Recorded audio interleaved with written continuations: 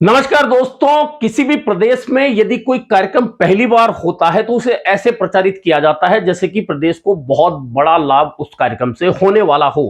और अगर लाभ होता है तो निश्चित तौर पर सरकारें ऐसे कार्यक्रमों को बढ़ावा देती भी हैं। और पिछले दिनों आपने देखा होगा कि राजस्थान की राजधानी जयपुर में आईफा अवार्ड का आयोजन किया गया 2 दिन तक। और निश्चित है कि आईफा अवार्ड चूंकि फिल्म जगत से जुड़ा हुआ है, ऐसे में फिल्मी सितारों का यहाँ आना था, जाना था, नाचना था। बहुत सारे लोग उसमें जुड़े कार्यक्रम में। बहुत लोगों ने कार्यक्रम देखा, बहुत लोगों ने नहीं भी देखा, बहुत लोगों ने सराहा, बहुत लोगों ने बुराई भी की। आरोप प्रत्यारोप भी राजनीतिक रूप से लगे। अब इस आईफा से कितना फायदा राजस्थान को होगा नहीं होगा ये तो बाद में देखा जाएगा, लेकिन आरोप प्रत्यारोप की राजनीति सबसे पहले शुरू हुई 100 करोड़ को लेकर। कांग्रेस का आरोप था कि सरकार ने निजी संस्था को एक कार्यक्रम आयोजन करने के लिए 100 करोड़ रुपए आखिरकार किस आधार पर दे दिए, जो जनता की गाड़ी कमाई के टैक्स के पैसे थे। और यह बात सही भी है कि आईफा एक निजी संस्था है और निजी संस्था ये आयोजन कराने के अलावा बहुत सारे प्रायोजकों से पैसा लेती है, स्टॉल्स का पैसा लेती है और करोड़ों रुपया कमाती है। इसमें कहीं कोई गलत बात नहीं है। कोई भी संस्था आयोजन कराएगी तो कमाई कराने के लिए ही वह आयोजन होते हैं। और आईफा का आयोजन भी इसी तरह से अलग अलग शहरों में, विदेशों तक भी होता रहा है। लेकिन यह आरोप लगे 100 करोड़ रुपए देने को लेकर। लेकिन आईफा का राजस्थान को या जयपुर को कितना फायदा होगा यह तो बाद में पता चलेगा। लेकिन अब आईफा का एक कार्यक्रम, उस कार्यक्रम के अंदर आए हीरो हीरोइन, और एक हीरोइन को लेकर नेता प्रतिपक्ष टीकाराम जूली ने कह दिया कि वे सेकंड ग्रेड अभिनेत्री हैं, तो वह अब प्रादेशिक समस्या बनती जा रही है। जी हां, विधानसभा में बजट पारित होने से ठीक पहले नेता प्रतिपक्ष टीकाराम जूली की स्पीच थी। 1 घंटे की स्पीच में उन्होंने आईफा को लेकर आरोप लगाए सरकार पर और कहा कि आईफा का आयोजन हुआ, आयोजन करने में कोई बुराई नहीं है। उन्होंने कहा कि इसका स्वागत सभी लोगों ने किया कि एक आयोजन जयपुर में पहली बार हो रहा है, स्वागत योग्य है।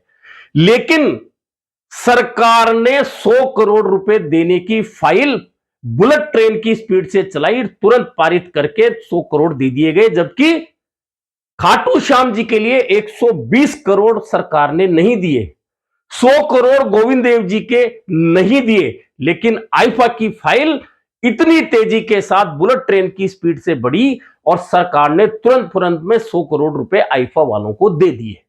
आईफा आईफा आईफा का आयोजन हुआ राजस्थान के अंदर। मैं देख रहा था कि आईफा का प्रमोशन हो रहा है कि राजस्थान का प्रमोशन हो रहा है। और माननीय अध्यक्ष महोदय, सनातन का राग अलापने वाली सरकार 100 करोड़ खाटू श्याम जी के नहीं दे पाई, 120 करोड़ गोविंद देव जी के नहीं दे पाई, और आईफा के 100 करोड़ ऐसी बुलेट ट्रेन बनी फाइल की कि जापान से भी तेजी से 100 करोड़ पास कर दिया आपने।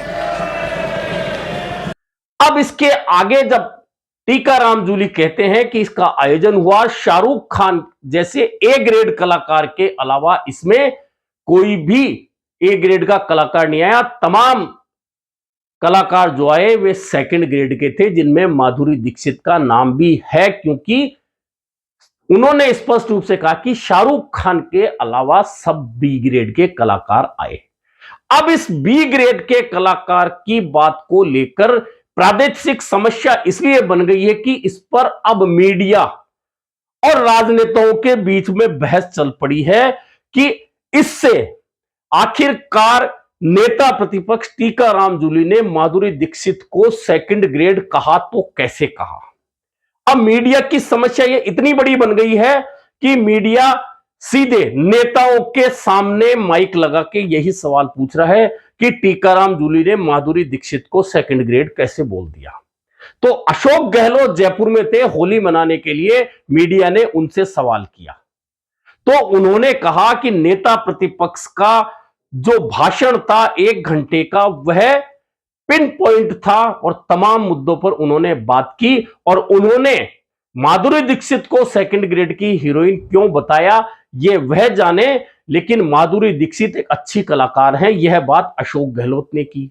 और ये जो एक्टर जो भी आए हैं उन सब का हमें स्वागत करना चाहिए। उसमें कोई दर्जा नहीं होता था ये कोई ये सीनियर है या जूनियर है, वो तो एक फिल्मी दुनिया है।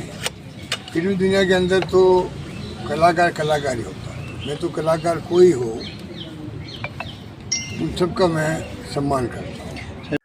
अब मीडिया ने होली मना रहे भाजपा के पूर्व प्रदेशाध्यक्ष सतीश पूनिया के सामने माइक कर दिया, और माइक सामने कर दिया और उनसे भी यही सवाल पूछा। तो अब सतीश पूनिया का जवाब तो और भी मजेदार था। मजेदार ऐसे कि सतीश पूनिया ने कहा कि माधुरी दीक्षित मेरी पसंदीदा हीरोइन है, अभिनेत्री हैं, उन्हें सेकंड ग्रेड की हीरोइन बताकर नेता प्रतिपक्ष ने ठीक नहीं किया। आने वाले समय में जनता उनसे इसका जवाब लेगी। मानते आप किसी भी कलाकार? माधुरी दीक्षित मेरी फेवरेट हीरोइन है और टीकाराम जूली को उन पर टिप्पणी करने का कोई हक नहीं है। जनता उनको मौका समय आने पर जवाब देगी।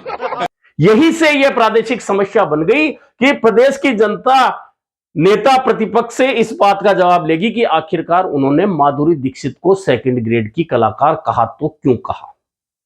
खैर, ये अब विवाद का विषय बन गया, तो धीरे धीरे बहुत सारे बयान आएंगे भी।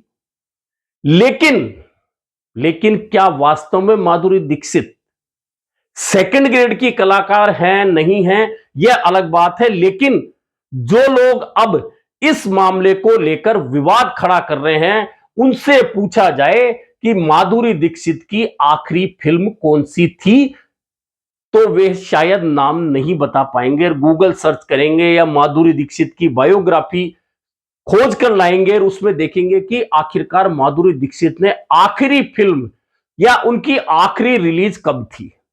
यह सही है कि 90 के दशक में माधुरी दीक्षित का जलवा था। माधुरी दीक्षित हर हीरो के साथ में हिट मूवी देती थी और उनकी हिट फिल्मों की कतार लगी थी। वे बेहतरीन अदाकारा है, बेहतरीन डांसर हैं, इससे कोई इनकार नहीं करता। देश में विदेश में या फिल्मों के जो शौकीन हैं उन वे या जो नहीं है थोड़ा बहुत भी जानते हैं, वे इस बात से इनकार नहीं करेंगे कि माधुरी दीक्षित एक बेहतर कलाकार है।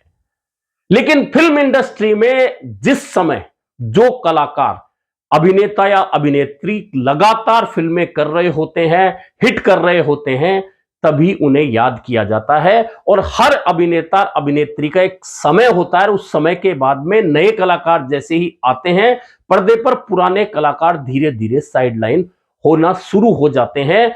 और माधुरी दीक्षित भी इसीलिए लंबे समय से, खास तौर पर श्रीराम नेने, डॉक्टर श्रीराम नेने के साथ में उनके विवाह के उपरांत माधुरी दीक्षित ने बहुत कम फिल्में की, उतनी फिल्में की जो उन्होंने पहले से साइन कर रखी थी। और अब लगभग वे फिल्म इंडस्ट्री से बाहर हैं, अपने घर गृहस्थी चला रही है। लेकिन सुना जा रहा है कि 2024 में उन्होंने एक फिल्म साइन की है और उस फिल्म में वे मां का रोल निभा रही हैं। और अब कोई हीरोइन, अभिनेत्री मां का रोल निभा रही हो तो आप सोच सकते हैं कि उस हीरोइन का वह दौर जो 90 का दशक का था, जहां वे एक के बाद एक हिट फिल्में दिया करती थी, क्या वह दौर बचा है? ऐसे में अगर नेता प्रतिपक्ष राजस्थान के टीकाराम जूली ने यह कह दिया कि माधुरी दीक्षित बी ग्रेड की हीरोइन है, तो यह प्रादेशिक समस्या आखिरकार क्यों बन गई है? खैर, इसे प्रादेशिक समस्या बताने वाले, मानने वाले सोचे कि आखिरकार क्या वास्तव में प्रदेश में बाकी तमाम चीजों को छोड़कर, बाकी सब बातों को छोड़कर चर्चा इस बात पर मीडिया कराए कि माधुरी दीक्षित को नेता प्रतिपक्ष ने सेकंड ग्रेड हीरोइन कहा तो क्यों कहा। मान लीजिए नेता प्रतिपक्ष उन्हें फर्स्ट ग्रेड की कह देते, सबसे टॉप हीरोइन भी कह देती, तो क्या प्रदेश की बाकी तमाम समस्याएं दूर हो जाती? हो यही रहा है कि मीडिया में जिन बातों को लेकर चर्चा होनी चाहिए, जिनसे सीधा संबंध आम लोगों का होता है, उन चीजों पर कहीं भी चर्चा करवाने के बजाय मीडिया उन बातों में उलझ रहा है जिन पर चर्चा की कोई आवश्यकता नहीं होती, जैसा कि माधुरी दीक्षित को सेकंड ग्रेड बताए जाने पर।